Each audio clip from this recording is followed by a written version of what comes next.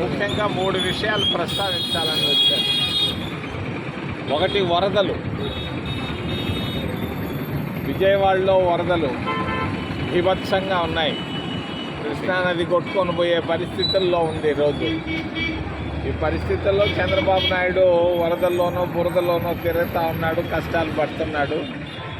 దేశ ప్రధానమంత్రి సరదాగా షికార్లు చేస్తున్నాడు సింగపూర్లో.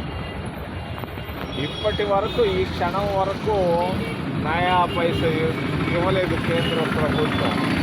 కేంద్ర ప్రభుత్వాన్ని నేను డిమాండ్ చేస్తున్నా, వెంటనే 5,000 కోట్ల రూపాయలు వరద బాధితులకు ఆంధ్రప్రదేశ్ రాష్ట్రానికి ఇవ్వాలని నేను డిమాండ్ చేస్తున్నా కాంగ్రెస్ పార్టీ తరఫున.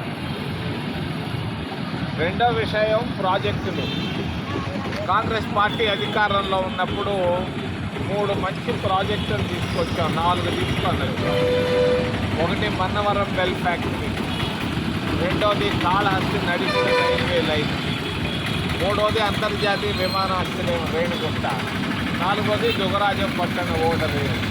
ఈ 4 ప్రాజెక్టులు సున్నాలో ఉన్నాయి. ఈరోజు ఎంటెక్ చదువుకున్న వాళ్ళు కూలి పనులకు వెళ్తున్నారు. బీటెక్ పాస్ అయిన తర్వాత ఎంటెక్ పాస్ అయిన వాళ్ళు గాజుల పందెంలో ఈరోజు కూలి పనులకు వెళ్తున్నారు. ఇది నిరుద్యోగ పరిస్థితి. మన మనం బెల్ ఫ్యాక్టరీ తీసుకొచ్చాం. బెల్ ఫ్యాక్టరీ పనులు సున్నా అయిపోయినాయి. దుగరాజపట్నం ఓడరేవు తీసుకొచ్చాం, ఆ పనులు సున్నా. అంతర్జాతీయ విమానాశ్రయం తీసుకొని వచ్చాం, ఒక్క అంతర్జాతీయ విమానాశ్రయం రాలేదు. కాళహస్తి నడిపుడు రైల్వే లైన్ కూడా పూర్తిగా ఒక్క మూర కూడా ప్రారంభించలేదు. దీనికి కారణం ఏంటంటే భారతీయ జనతా పార్టీ. భారతీయ జనతా పార్టీకి మన ప్రాంతం అభివృద్ధికి రావడం వాళ్ళకి ఇష్టం లేనందువల్లే ఈరోజు విద్యావంతులు కూడా కూలి పనులు చేస్తున్నారు. మూడవది, ధరలు.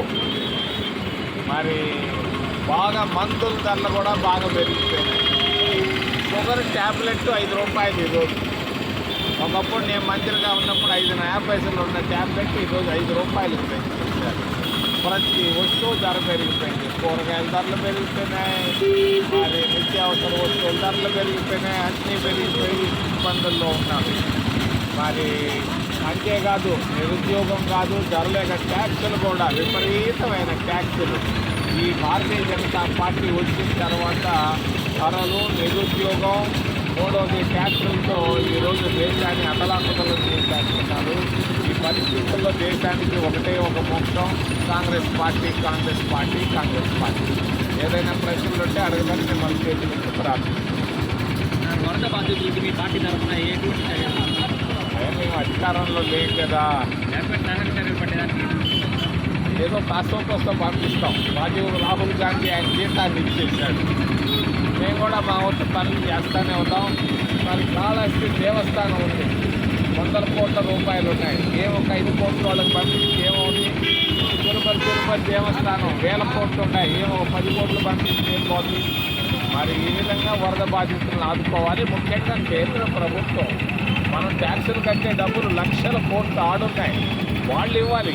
వాళ్ళు ఒక 5,000 కోట్లు కానీ ఖచ్చితంగా ఒక వారం లోపల పంపించాలని నరేంద్ర మోడీని, భారతీయ జనతా పార్టీ మేము డిమాండ్ చేస్తాం.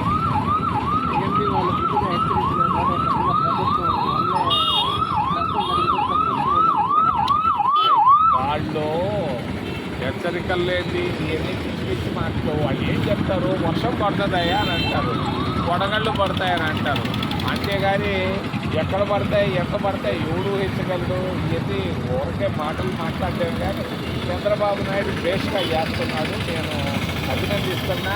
ఆయన కూడా నేను విమర్శిస్తాను కొన్ని విషయాల్లో, అది సమయం సందర్భంలో. ప్రస్తుతానికి వరదల్లో బురదల్లో తిరుగుతున్నాడు. వయసు ఎంత వాయనాడులో భారీ బీభత్సం జరిగినప్పుడు మీ నాయకుడు పోయాడు కదా, మరి ఇక్కడ విజయవాడలో ఎంత విలయతాండవం చేస్తామంటే తెలంగాణలో కావచ్చు, ఆంధ్రాలో కావచ్చు, మరి మీ నాయకుడు ఎక్కడున్నాడు? మా నాయకుడు ఎవరు? మా అందరికీ నాయకుడు. రాహుల్ గాంధీ మీకు నాయకుడు కదా? మీకు నాయకుడు ఆయన ఎవరు?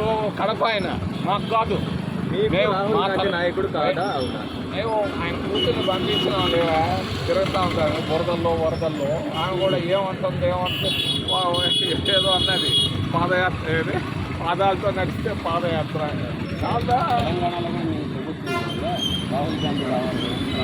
చూడు మాకు ముఖ్యమైనది కాశ్మీర్ ఎన్నికలు, మహారాష్ట్ర ఎన్నికలు, హర్యానా ఎన్నికలు, దేశ భవిష్యత్తుని వరదల్లో ఆదుకునేదానికి చాలా మంది ఉన్నారు, ఆదుకుంటున్నారు. ప్రతి జిల్లా కలెక్టరు, తహసీల్దార్లు మొదలుకొని అందరూ కష్టపడి తిరుగుతున్నారు.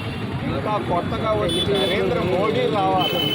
ఆయన రాకుండా షికార్లు కొడుతున్నాడు అక్కడ సింగపూర్లో. ఆయన తీసుకురా ముందుకు నువ్వు పోయి. ఎన్నికలు ముఖ్యమే కానీ ప్రజల ప్రభుత్వంలో ఉన్న వాళ్ళు ప్రజలు మాకు ముఖ్యం కాదు అంటారా? సాక్షికి ముఖ్యం కాదు, మిగిలిన వాళ్ళందరికీ ముఖ్యం. అంటే మీరే కదా ఇప్పుడు చెప్పారు మాకు ఎన్నికలు ముఖ్యమని, వరదలు మాకు ముఖ్యం కాదు. జగన్మోహన్ రెడ్డి అవినీతి పరుడు, అతన్ని ముందు జైలుకి పంపించాలి.